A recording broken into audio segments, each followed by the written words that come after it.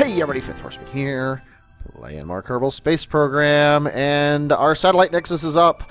A lot has happened since the last time we talked. These are not the satellites I launched in the episode where I launched those satellites. I screwed up and overwrote that save with what I thought was a backup. I thought I was making a backup, I should say, and instead I copied the save over... I copied something else over the save. After that, after I copied over it, I didn't realize it, and I did a whole bunch of stuff to get science, so I decided I would just relaunch the mission and do it over again. However, one of the things I had done to these ships, let me actually fly one. One of the things I had put on these satellites was 48-7Ss, which are my favorite my favorite engine, especially on little dinky probes. And the problem with the 48-7S is they were experimental test parts. And one of the things I did between the time where I accidentally deleted my, went back to a backup instead of making a backup, is I tested this thing and I lost the contract for it. So if we go to the Space Center, and from there to go to the R&D building, you will see I had to research 48-7Ss, so I also now have fuel lines. I also researched this just to make sure that it would do what I wanted, and that is this. So we are going to start here by researching not only the Communitron 32, but more importantly, the Reflectoron KR14. You'll notice that the description is not the description that the KR14 normally has if you use Remote Tech. I've made a little module manager config that puts important information in the description so that I can actually look at the description and decide which dish I use, because I'm so new at this, I don't know KR14 from anything else. So I have also, I did a bunch of contracts to get science, because doing part contracts, testing parts on the launch pad, and splashed down, which are so easy to do in Kerbin, they get you tons of science. I'm actually considering my next series doing one where I never do science and I just do contracts. That's how much science you get. Anyway, so I'm going to research this thing here. And now I am back to cutting out science and not letting contracts give me science. The next thing, we've got a ComTech 1, which will be nice.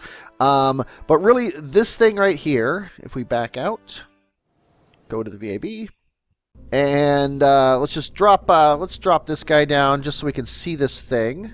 The Reflectoron KR7 now. We want the KR14. It's basically a dish like what's it called? The Voyager probes had. Kind of looks like. And this thing will reach Dres at all times.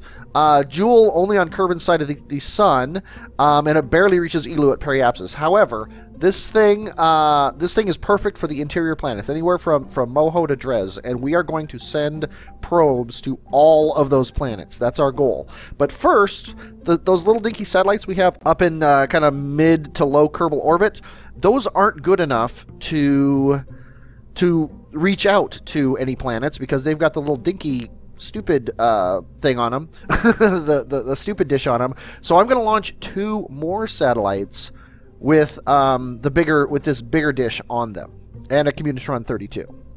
So I need to design those now that I've researched this, and so I will be back when I have some sort of a launcher that can launch 2 of those things way up in the air.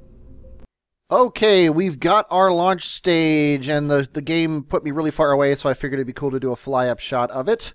And it's a pretty simple thing, although it is, let's just say it's wide, shall we? But there it is. I did a quick test, and I've made some changes, so I don't know if what I have here is going to work, but I think it will. The first thing I'm going to do is hit 0, and that turns off the torque in what's in here, because these things were fighting and it was causing major issues. I think I'm going to have major issues anyway, but I think I can get it into orbit. So in 3, 2, 1, launch! And we've got a moderately okay thrust-to-weight ratio. These things here are going to hopefully keep us aiming the direction we like. I'm going to do a little bit of a gravity turn here. I'm going to bring up the far window because this thing likes to wobble a lot. And we're just gonna kind of sit it right here. The one thing I can't do is turn off SAS. This thing has to be using the gimbaling engines and these things to keep it pointing straight. Otherwise, it dies a very quick death. Yeah, see, he's just wobbling all over. It's because this thing is huge, and I understand that, and I accept that. I'm not complaining by any means. But I still stand by... Oh my god. I still stand by my statement that as long as I can get into orbit, it's fair. And it looks like we're getting close to being out of the worst part of the atmosphere, which is awesome. Whew. Okay, don't. And there's aerodynamic failure. Oh, it's coming out of the fairing here. It's got 2 satellites. I wanted to launch them at the same time so I could have more control over what they do. But yeah, they don't have any. I guess I could turn these dishes on and aim them at control, but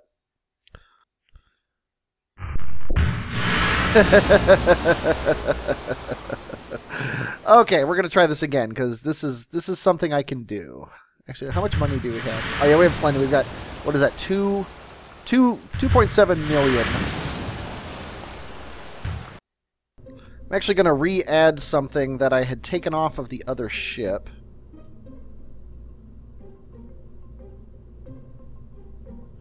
And that's these things. I had taken these off because I didn't think they were necessary, and I actually thought they caused problems. But apparently they didn't. They helped the problems.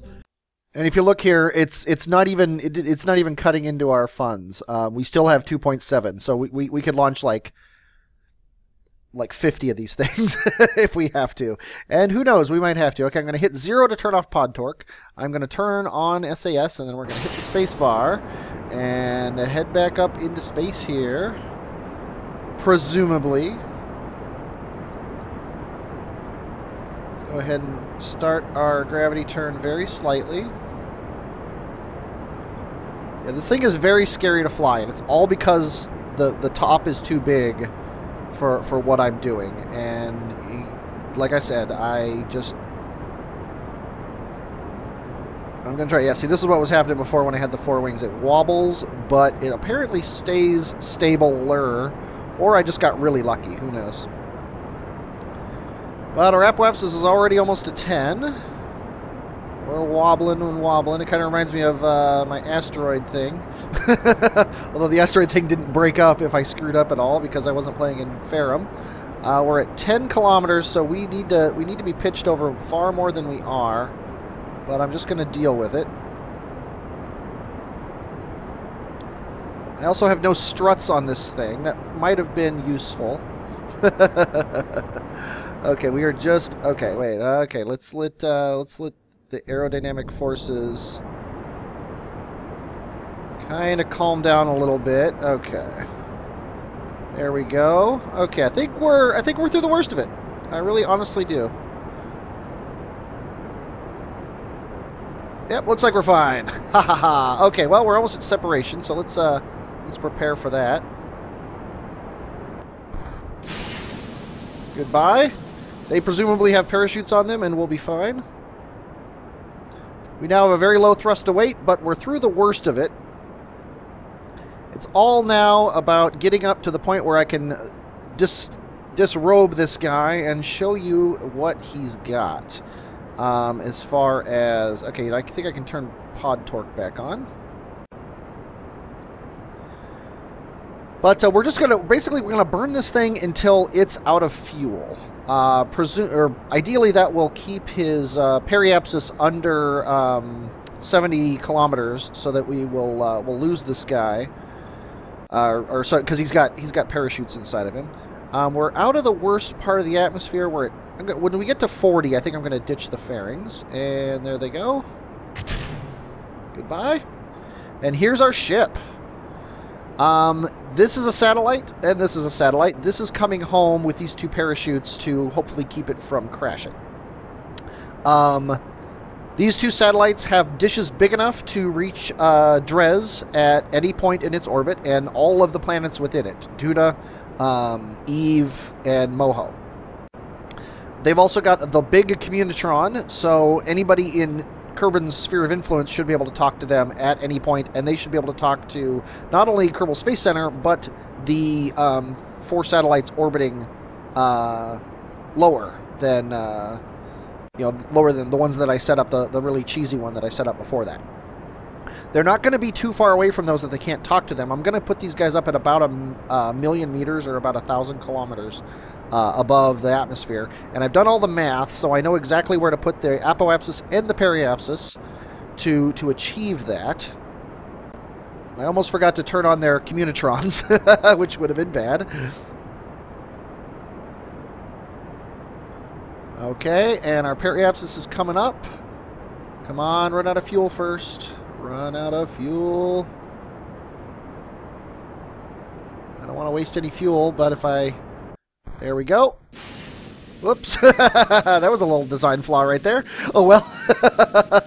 So now I got to push... I'm pushing Apoapsis up to 1 million, which will take a little while.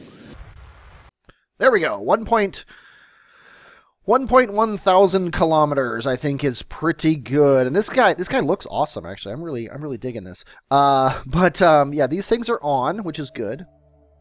Now, this guy is at roughly 1 million kilometers. Or 1 million meters. I'm going to set up a maneuver node to get my Periapsis. Let me check my notes. My Periapsis needs to be at about 430. So I'm going to... Oh, here's a trick that somebody taught me in the forums. You know how you click on this, you want to see the Periapsis, and it always brings up this add maneuver? Do this. Click to add a maneuver, and then you can click on the Periapsis, and it always works. That's kind of a cool thing. So here, I want to snap this thing right at the Apoapsis. And then I want to bring my new Periapsis up to 430.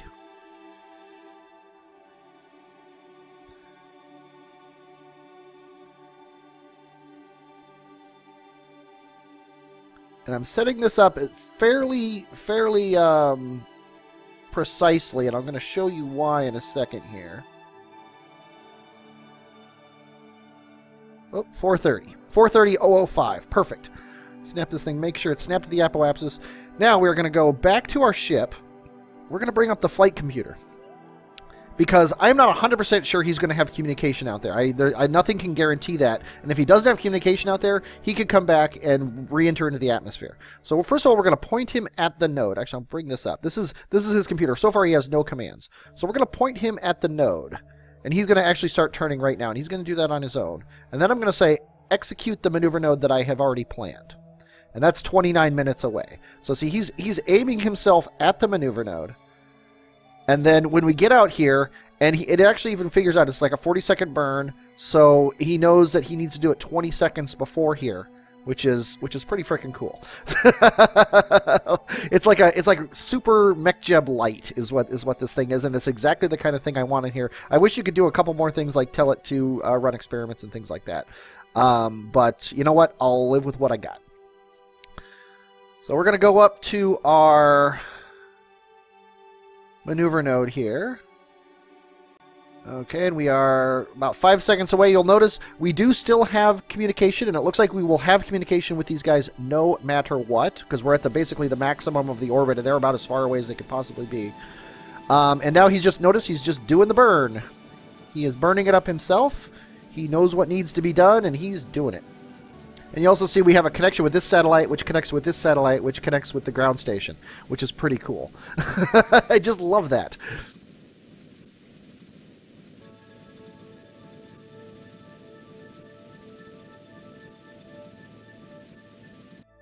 Okay, and we're done with that, so let's go ahead and close this. And now you'll notice our orbit is about 1 hour and 24 minutes, which is exactly what we want, because that is that's 3/4 of the eventual orbital speed we're going to have. So we're going to decouple one of these guys. And then we're going to switch to him. And then he's going to point prograde. And I'm just going to do this by cheating, first of all, because his torque is horrible. Next, we're going to turn on this. We're going to stage his engine. We're going to make sure he's not going to hit the other ship.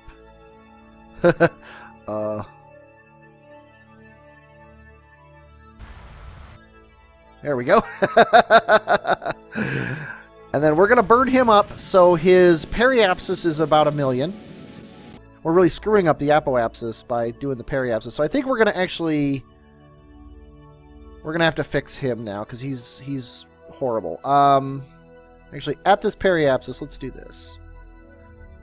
Let's do a maneuver node to bring his Apoapsis down to 1 again.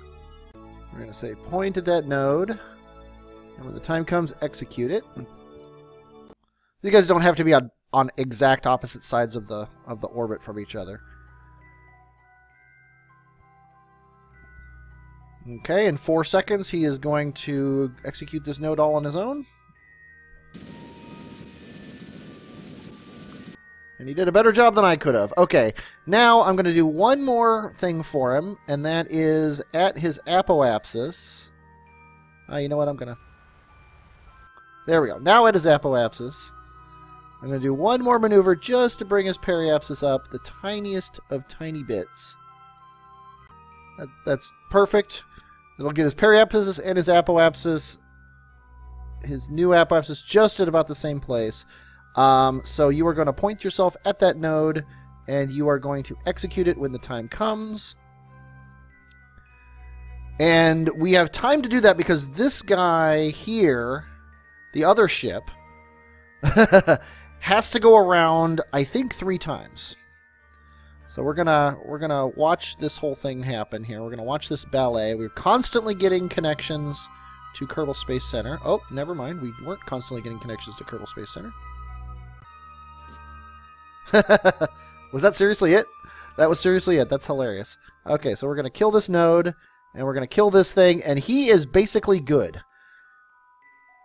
He's got an hour and 52-minute orbit, which is what I said here. So let's go back to this guy now.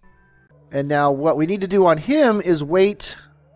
See, this orbit, this guy here, we don't need this maneuver node anymore. On this orbit, these guys are at like 90-degree angles to each other. Next orbit, they're going to be 180 to each other.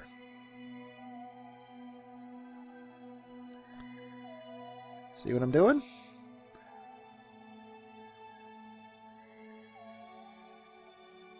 So, now we need to... let's see, he's already facing the right direction, I believe. Yes, oh look, there's Kerbal Space Center. So we're just going to ditch him right now. We'll worry about that guy in a second. This guy now, at his Apoapsis, which is too high, we are going to add a maneuver. So now, flight computer, aim at that node and execute it when the time comes. It's a 3-second burn, so... Oh, he didn't stage his engines. Dang it. I forgot to turn his engine on.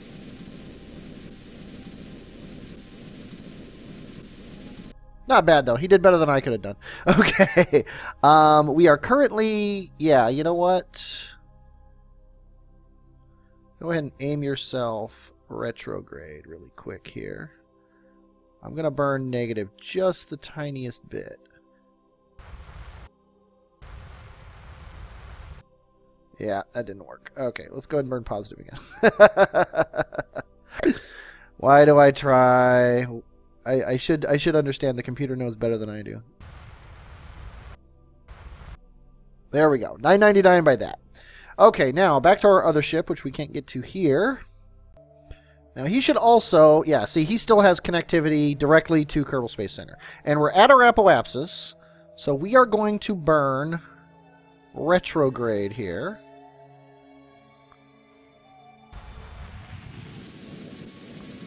Until our Periapsis gets down to about 20. So let's do 25.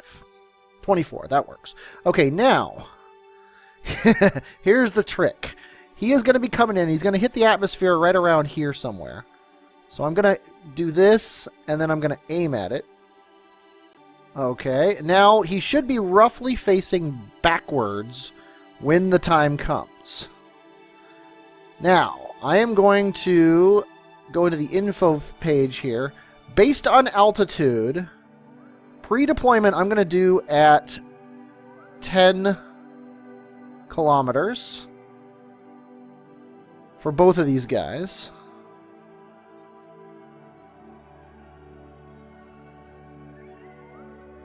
Oh, copy to counterparts. That's cool. Thank you for having that. Toggle info. Copy to counterparts. Now this guy should be at 9935 as well. He is. Sweet. That makes me happy. Okay, so now these things won't actually deploy until we're well done with that. So I can hit space to try to deploy them.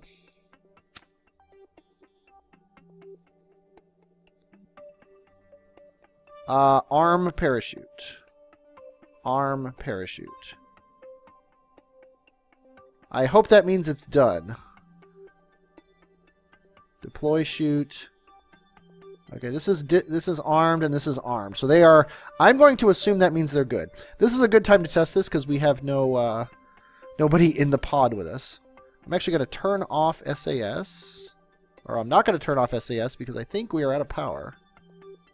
We are out of power, so it doesn't really matter whether SAS is on or not. This thing is ballistic. I have no idea how aerodynamic it is. We have hit atmosphere. We still have no power because even though we're in the sun, our solar panels are aimed away from it. So I'm just assuming these things are deployed. And the air is already snapping us into aerodynamicness. What I'm worried about is that the parachutes are going to burn up. If they do, though, no big deal. And I could cheat, actually. I have debris refund here. Oh, what's this? Huh, that's some of my debris. I wonder what that is. Holy cow. Whatever it was, it blew up. Okay, but we've got these things. They are heating up. This fuel tank is heating up slightly. The parachutes are also heating up, but not too bad. So far, so good, and we are slowing down moderately quickly. So with any luck, this guy will survive re-entry, and then these chutes will open just under 10 kilometers. This is how you do science in this game without right-clicking things. You just try stuff and see if it works. Okay, he has lost his communications dish, which might have been what that piece was that flew off. Not a big deal. We've already gotten through the worst of the atmosphere, and that was, I will say, very easy. There's a chance that he'll have power by the time it comes to do the chutes, but I can't tell him to do anything because he doesn't have his antenna anymore. It's going to be a land landing. Okay, we're just getting close to 10 kilometers, and the chutes just went. So this thing is going to land. Pretty awesome. And now SAS is on, which is amusing. And I can't turn it off because I actually don't have control of the ship. It's kind of weird that I have the exact same chute on each one of these, and one of them is 3 chutes and one is 1 chute. I don't know what happened there. And I don't mind it. We're coming in at a very stately 3.6 kilometers per second, or meters per second. 3.6 kilometers per second is a little more than stately. But he's coming down. There's his shadow. And among the weeds, a successful landing of our first unmanned mission. Very awesome. Let's go ahead and recover this guy. We got all our stuff back. We got 36% value. We also, one of our fairings died. The other fairing, a radial decoupler, random radial decoupler. This stuff came down on the parachutes. It hit hard. So we lost it all, apparently. This hit hard. This hit hard. This hit hard. This landed safely. A single chute.